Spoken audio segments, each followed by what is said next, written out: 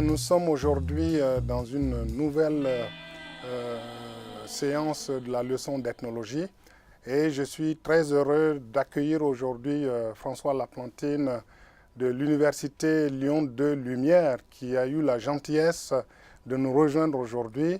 Merci François d'être là.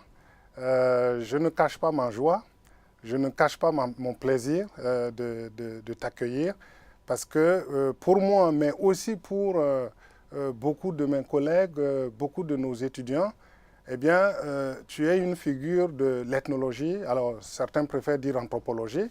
Hein. Tu es une de ces figures, une de ces grandes figures. Tu as été à l'origine de l'émergence de la faculté d'anthropologie de Lyon, hein, que tu as développée et animée. Hein. Tu en as formé des anthropologues, tu en as formé des ethnologues. Et donc, aujourd'hui, ici, j'aimerais profiter et faire profiter un peu de toute cette richesse en te demandant d'avoir cette conversation avec moi, une conversation dans laquelle eh bien, je vais chercher à ce que tu puisses présenter ton parcours d'ethnologue, ton parcours d'anthropologue, hein, et surtout à commencer par nous dire qu'est-ce qui t'a amené à l'ethnologie, parce que je pense que c'est important pour de jeunes ethnologues, pour de jeunes bacheliers qui entrent à l'université et qui veulent faire de l'ethnologie. Je pense qu'il est important que ces jeunes eh bien, aient des exemples de personnes qui ont fait de l'ethnologie. Leur parcours peut les nourrir, peut les amener à s'engager dans cette discipline, et bien peut les encourager à aller dans ce sens. Donc voilà, ma première question qui est déjà immense, je te vois rire. Hein, ma première question, c'est ça. Qu'est-ce qui t'a amené à l'ethnologie? Cette discipline dont certains pensent qu'elle est finie. Rien que ça. Moi, je n'ai pas commencé avec l'anthropologie. Hein. Je viens de la philosophie. Hein. Donc moi, j'ai été étudiant dans ce qu'on appelait la Sorbonne. Alors j'ai eu la chance d'avoir des maîtres illustres qui s'appellent Vladimir Jankélévitch. Et puis après, j'ai suivi Paul Ricoeur à Nanterre. J'ai été l'élève d'Emmanuel Lévinas. Ben, dis donc. Tu vois, j'ai eu beaucoup de chance, quoi. Ah oui, Et comment j'ai effectué ma première thèse en philo sous la direction de Paul Ricoeur. Mais c'est ensuite que je suis allé vers l'anthropologie. Tu vois, je suis passé de la philosophie à l'anthropologie. Je suis passé de la philosophie du mal à l'anthropologie de la maladie. Tu vois. Et pour moi, c'est pas une rupture, si tu veux. C'est la continuité de réflexion, mais sur des bases concrètes, tu vois, sur les bases de ce que nous appelons le terrain. Mm-hmm. Donc, moi j'ai une triple formation. Une formation en philosophie, en psychanalyse, parce que je suis passé 7 ans en psychanalyse et en anthropologie. Donc, je préfère dire en épistémologie, en psychanalyse, en ethnographie, parce que ce qui est caractéristique de notre démarche, c'est l'ethnographie, hein, c'est-à-dire l'immersion dans la longue durée, dans une société, avec des gens avec lesquels on partage l'existence. Donc il n'y a pas vraiment de rupture. Et je crois que comme toi, je tiens beaucoup à ce lien. Je ne crois pas que la philosophie, ce soit une discipline. Tu vois. C'est un questionnement universel qu'on doit avoir dans toutes les disciplines. Je ne sais pas si je réponds bien. Mais alors peut-être, quand j'ai eu terminé ma thèse, ma première thèse, parce qu'après je fais une deuxième thèse, en ethnopsychiatrie avec Georges Devreux. Quand j'ai terminé ma première thèse, je suis parti au Maroc dans la coopération. J'ai enseigné la philosophie dans un lycée berbère. C'est quand même pendant 2 ans j'ai vécu au Maroc, tu vois. Donc il y a eu cette première expérience d'immersion dans la culture marocaine, c'est-à-dire déjà un premier apprentissage de l'ethnologie. Et quand je dis apprentissage, c'est plutôt un désapprentissage de la culture occidentale. Voilà une première possibilité de réponse. D'accord. Alors, donc, comme ça, vous quittez la philosophie pour aller en... Moi, je la quitte jamais. Ah. Mais disons, ma discipline, notre discipline, c'est l'anthropologie. C'est ce à quoi je tiens, c'est mon métier, mais il y a toujours la philo, il y a toujours la philo, l'épistémologie, qui est le questionnement, tu vois. Et puis il y a toujours aussi, chez moi, en arrière-plan, la psychanalyse, c'est-à-dire le rapport à l'inconscient. Bien. Alors, est-ce qu'on peut dire que l'anthropologie contient la philosophie? Non. Moi, je ne le dirais pas comme ça. Non. Attends, pour aider à élaborer cette question, il faut dire que la première génération des anthropologues, Lévi-Strauss, Lévi-Brühl, et ensuite, c'était des agrégés de philo, quoi. Au début, moi, quand j'ai fait mes études, l'ethnologie, c'était une toute petite discipline, et la philosophie était dominante. Moi, je ne sais pas, je ne peux pas dire la philosophie contient l'anthropologie contient la philosophie. Je me perçois qu'il y a une différence parce que notre travail en anthropologie, je préfère dire en ethnographie, il est beaucoup plus concret. D'accord. Donc on pourrait partir de ce terrain, on pourrait partir de ce lieu concret pour aller vers des choses moins concrètes. Je ne vais pas répondre directement à ta question. Moi, chez moi, il y a ce qu'on appelle il y a des voies au sens japonais de Dao, qui vient du chinois, au sens japonais de Do, qui vient du chinois Dao. Il y a des voies, il y a des cheminements. Il y a la voie de la philosophie, il y a la voie de l'anthropologie, il y a la voie de la psychanalyse. Alors chez moi, il y a aussi la voie de la littérature, et il y a aussi la voie du cinéma. Et ces voies, je crois qu'il faut les mener jusqu'au bout. Donc pour moi, elles sont différentes, mais elles renvoient les unes aux autres. Mais je crois que pour répondre à ta question, il faut aussi parler des terrains. Tu vois, parce que mes premières expériences d'anthropologue, c'est le Maroc, c'est la Tunisie. C'est un travail que me demande de faire le CNRS sur les coutumes de mariage dans l'île de Djerba. Mais là où je fais un premier travail systématique d'anthropologue, c'est en Afrique noire, c'est en Côte d'Ivoire, c'est en milieu baoulé, où je travaille les rapports à la médecine et à la santé. Et ensuite, je passe de l'Afrique au Brésil, c'est ce que je connais le mieux, le Brésil. C'est 30 ans, une trentaine d'années d'expérience. Et puis à partir du Brésil, je rayonne sur l'Amérique latine. Et depuis 6 ou 7 ans, je dois réapprendre les cultures en allant d'abord en Chine et au Japon. Tu vois, donc ça fait un itinéraire. Moi, je l'ai appelé itinéraire transatlantique. Maintenant, il devient un peu transpacifique. C'est un va-et-vient, quoi. D'accord. La plupart de nos collègues sont plutôt... Alors, s'il n'y a pas la philosophie, tu vois, si on n'a pas la philosophie, on risque d'être des techniciens. Il manque quelque chose. Et puis, je crois que l'anthropologie, elle suppose un déplacement. Elle suppose qu'on ne reste pas dans l'observation d'une seule société, qu'on se déplace d'une société à une autre. Moi, c'est ce que je fais tout le temps. Alors, je vais décaler un peu le propos, mais en restant sur le même registre.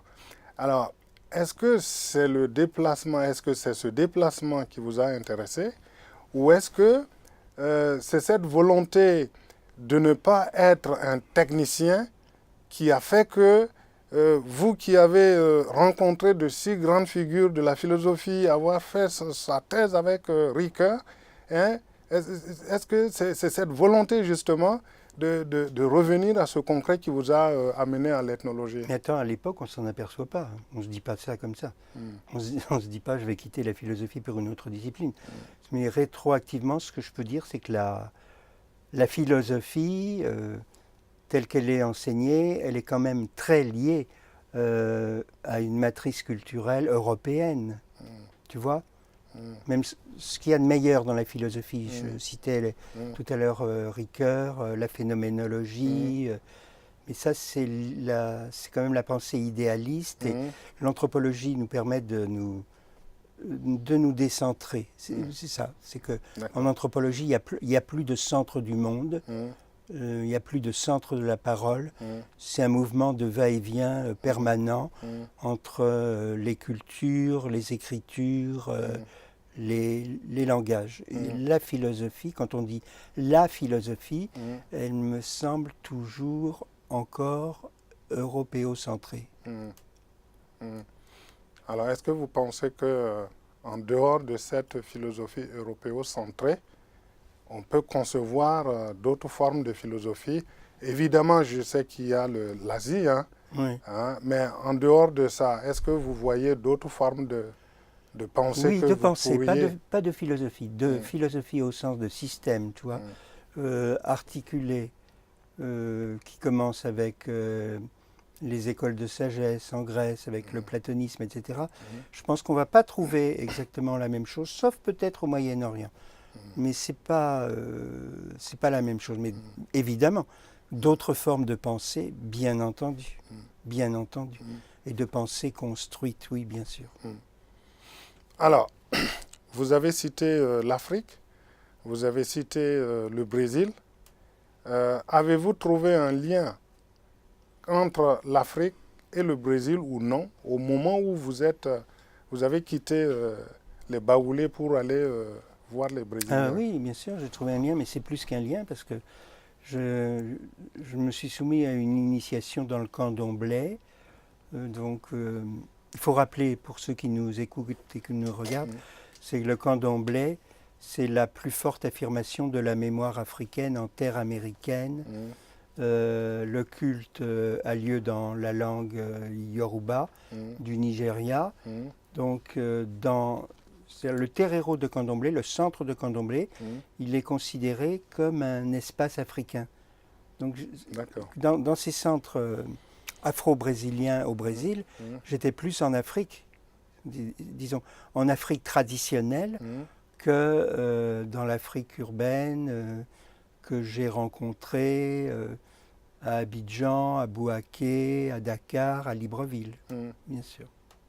D'accord. Donc il y a une continuité. Il y a une continuité. Mais en même temps, tu le sais, c'est une Afrique imaginée, c'est une Afrique réinventée. Car les gens du candomblé, lorsqu'ils vont en Afrique, sont très déçus parce qu'ils ne retrouvent pas les traditions qui sont plus conservées au Brésil, souvent plus conservées au Brésil qu'elles ne le sont en Afrique. Et alors, vous qui avez, toi qui as travaillé au Brésil, comment tu trouves cette société brésilienne, évidemment au-delà de ce qu'on trouve dans tes travaux, et ne serait-ce que dans le social et le sensible, tu en parles. Tu parles du candomblé comme étant un mode d'être et un mode de vie qui est assez générique, qui contient beaucoup de choses, le mouvement, la parole, les odeurs, les couleurs.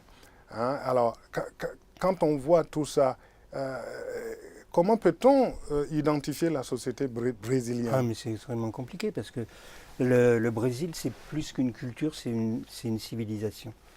Je crois que le Brésil, il a créé une civilisation. Et c'est une société extrêmement contradictoire qui est faite de métissage qui relie et de séparation qui exclut.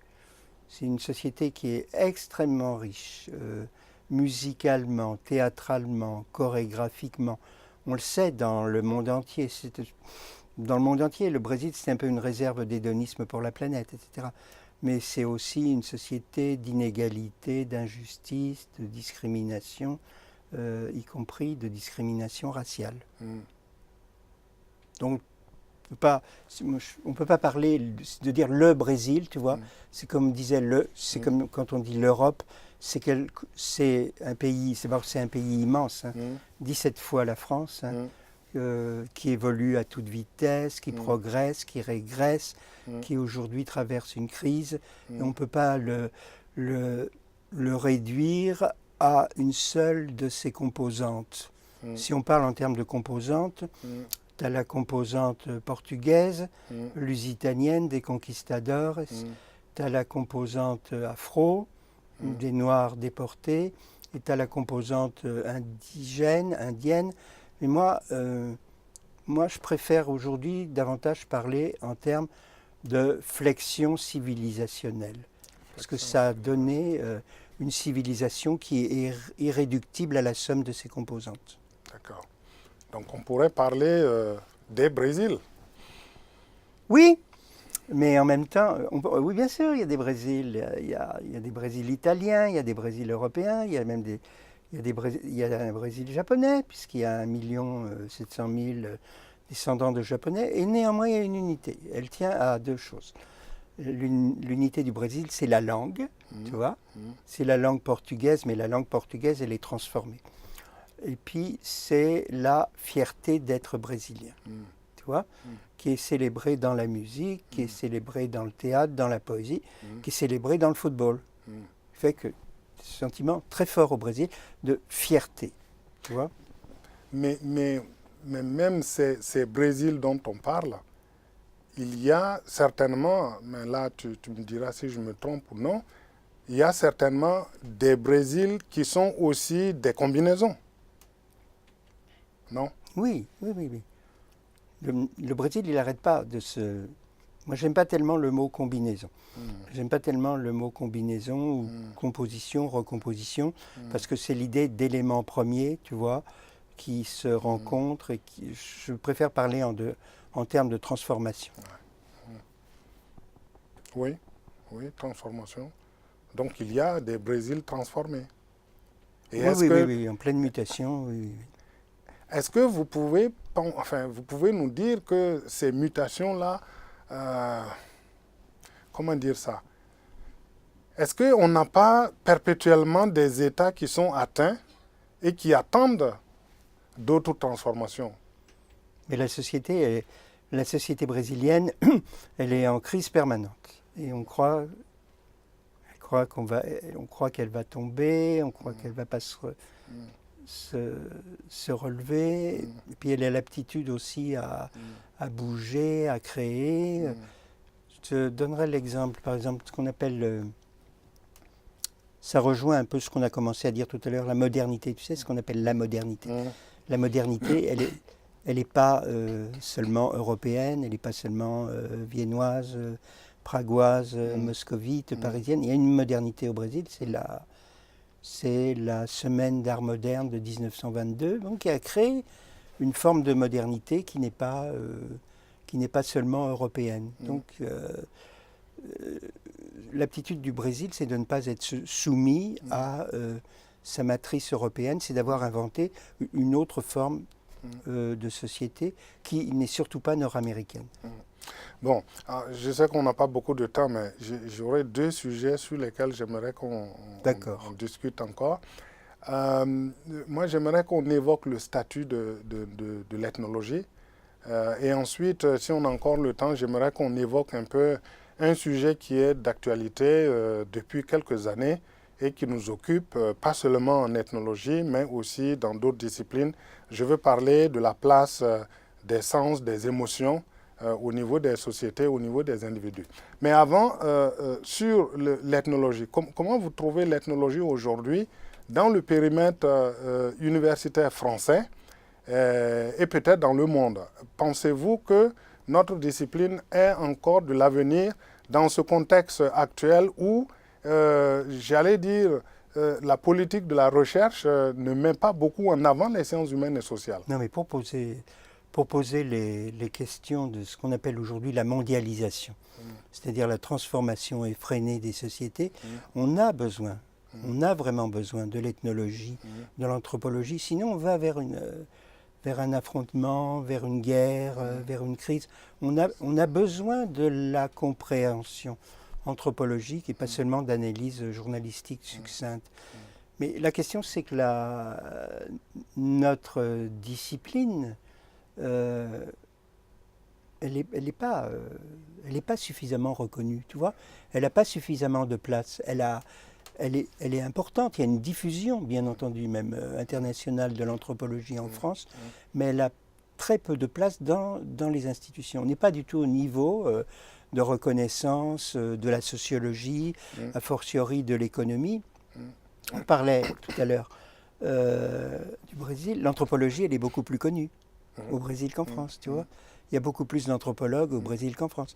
Si tu prends un taxi, tu commences à parler avec le chauffeur de taxi, parce que là-bas, on parle davantage, on est plus chaleureux qu'ici. Et il demande ce que tu fais, tu dis je suis anthropologue. Il comprend ce que c'est. Si tu dis ça en France, on va s'occuper. Si tu dis que tu es ethnologue, on va penser que tu t'occupes des vins, ou je sais pas, tu vois. Ouais, ou des animaux. On va penser à quelque chose d'exotique. Hein. Éthologie, certains disent. Voyez.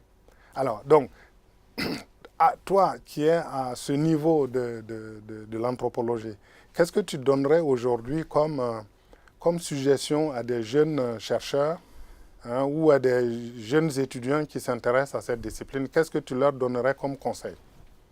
Ben, d'abord d'être curieux, mais ça ne s'apprend pas, d'être patient, de partir voyager dans le monde, d'aller voir ailleurs, de se décentrer.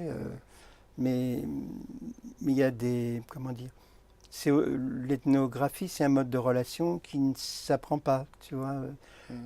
C'est pas seulement un apprentissage, c'est pas du tout un apprentissage intellectuel. C'est une vie... De la passion? Ah oui, oui, bien sûr. Ouais. Alors, je leur dirais aussi de faire attention, hein, parce que comme notre discipline, elle va conduire à souvent une impasse professionnellement, je leur dirais de s'assurer d'avoir des arrières, de compléter par une autre licence de langue, de passer un CAPES, au cas où, tu vois, pour pas conduire au chômage. Ouais. Bon, alors justement, là, tu me tends la perche. J'ai envie de dire, est-ce que quelque part ce n'est pas de notre faute, nous autres ethnologues? Comment se fait-il que nous n'avons pas réussi à valoriser davantage cette discipline? Comment se fait-il que dans les années 60, alors que l'ethnologie avait le vent en poupe, eh bien aujourd'hui nous sommes dépassés par les sociologues qui en viennent même à dire qu'ils font de l'ethnologie à la place des ethnologues? Il y en a. Oui, mais ça c'est le succès. C'est quand même le succès de l'ethnographie qui fait que la sociologie classique, elle est aussi en crise, elle a aussi adopté nos méthodes et que toutes les disciplines, jusqu'à l'histoire, jusqu'à l'économie, jusqu'à la psychologie, doivent aussi beaucoup aux anthropologues. Ouais. Et pourtant, nous, on se réduit comme un pot de chagrin. Non, non, non. Non, je crois pas. Il y a une reconnaissance institutionnelle qui est insuffisante. Il n'y a pas suffisamment de postes dans les départements d'anthropologie, dans les laboratoires au CNRS, mais il y a quand même un travail énorme qui se fait et il y a une passion pour notre discipline dans la jeune génération. Oui, mais tu dis si bien, parce que regardez, il n'y a plus véritablement d'ethnologues dans les DRAC. Quand je suis arrivé à Strasbourg, le dernier ethnologue de la DRAC d'Alsace, c'était un archéologue. Oui. Hein? Et quand il est parti à la retraite, on n'a plus renouvelé le poste. Oui. Donc ça veut dire quoi? Ça veut dire qu'on estime que cette discipline-là n'est pas suffisamment, alors qu'on a besoin de cette discipline. Oui. Tu le disais tout à l'heure, on voit bien qu'il y a souvent des problèmes d'incompréhension entre les différentes composantes de la société, et sans parler de composantes de la société qui auraient une origine extérieure au lieu où vivent les différentes composantes. On a parfois des composantes internes au territoire qui n'ont pas toujours une bonne compréhension.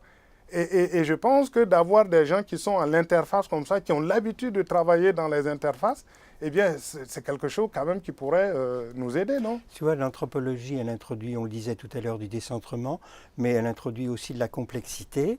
Et ce qu'on aime souvent aujourd'hui, c'est la simplicité, c'est la simplification. C'est dommage. C'est dommage. Bon, alors, on va quand même évoquer notre dernier sujet avant que les techniciens nous disent que nous sommes trop bavards.